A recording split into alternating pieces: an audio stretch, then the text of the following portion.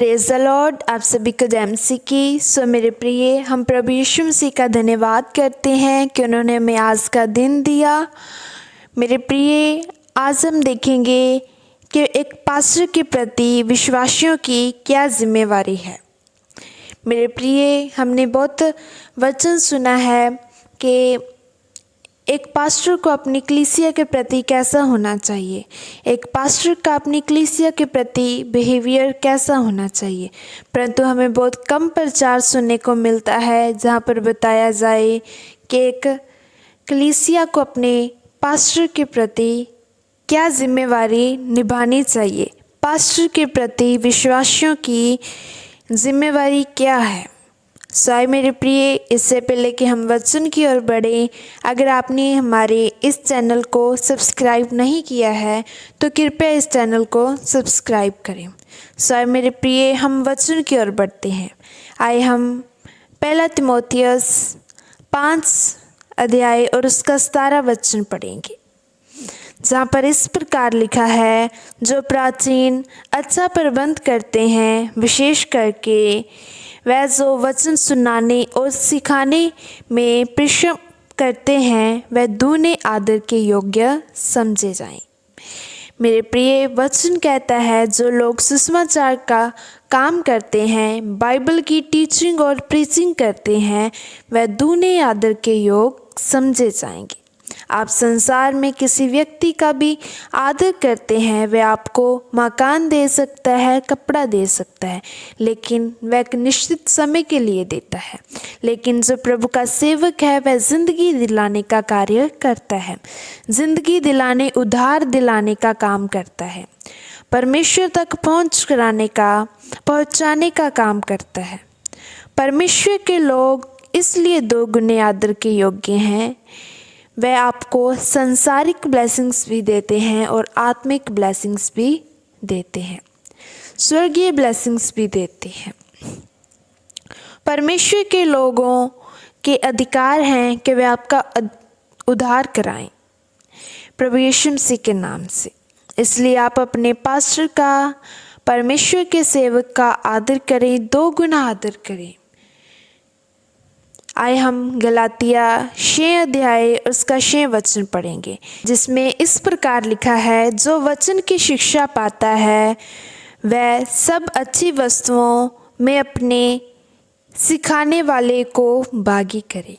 मेरे प्रिय, वचन कहता है जो व्यक्ति बाइबल की शिक्षा पा रहा है, जिस व्यक्ति के द्वारा पा रहा है, उस व्यक्ति अर्थात अपने टीचर को अपने पास रखी अच्छी वस्तुओं में सहभागी करे, उनके साथ साझा करे, उनके साथ दुआ करें। आप जो भी नया काम करने जा रहे हैं, जो कुछ भी आप परमेश्वर की ब्लेसिंग से रिसीव कर रहे हैं, उनमें आप परमेश्वर को साझा करें, उन्हें अपने घर पर उतारें, परमेश्वर के दासों को अपने घर पर उतारें, उनको खाने पर बुलाएं, उनसे दुआ करवाएं और उनसे आप आशीर्वाद को रिसीव करें।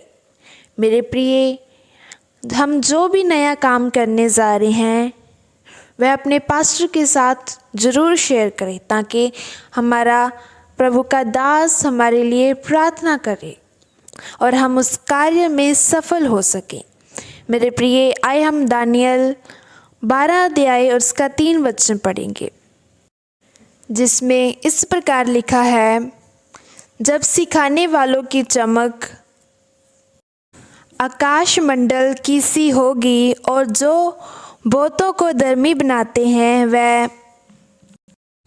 वह सर्वदा तारों के समान प्रकाशमान रहेंगे। मेरे प्रिय, दानियल कहता है जो लोग सुसमाचार का काम करते हैं, वह लोगों को धर्मी बनाने का कार्य करते हैं, वह सूरज के तारों के समान चमकेंगे और सदा चमकते रहेंगे। मैं यह बात आपको यकीनन कहना चाहती हूँ कि हमने परमेश्वर को जाना है तो सिर्फ पास्टर के द्वारा। हमने ईश्वर को कभी नहीं देखा, लेकिन पास्टर हमें परमेश्वर को दिखाते हैं। उनके जीवन से हम परमेश्वर को देखते हैं, उनके वचनों से वह हमें दिखाते हैं। उनकी प्रीचिंग से हम मसीह को देखते हैं।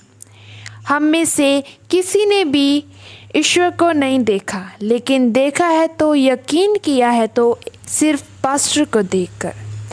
परमेश्वर का प्रतिबिंब है। परमेश्वर के लोग, उनको देख के हमने मसीह को जाना है। उनके द्वारा हमने उस प्रकाश को प्राप्त किया है जो बाइबल से प्राप्त होता है।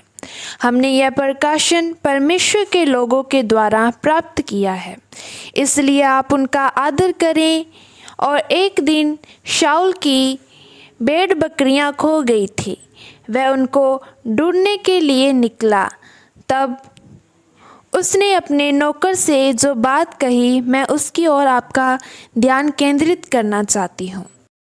अगर हम पहला शमूएल 9 अध्याय उसका 6 और 7 वचन पढ़ें तो उसमें इस प्रकार लिखा है, उसने उससे कहा, सुन, इस नगर में परमेश्वर का एक जन है जिसका बड़ा आदर मान होता है, और जो कुछ वह कहता है वह बिना पूरे हुए नहीं रहता। जब हम उधर चलें, संभव है हमको हमारा मार्ग बताए कि किधर जाएं। शाऊल ने अपने सेवक से कहा, सुन, यदि हम उस पुरुष के पास चलें तो उसके लिए क्या ले चलें? देख, हमारी थैलियों में की रोटी चुक गई है और बैठ के योग्य कोई वस्तु है ही नहीं जो हम परमेश्वर के उस जन को दें। हमारे पास क्या है?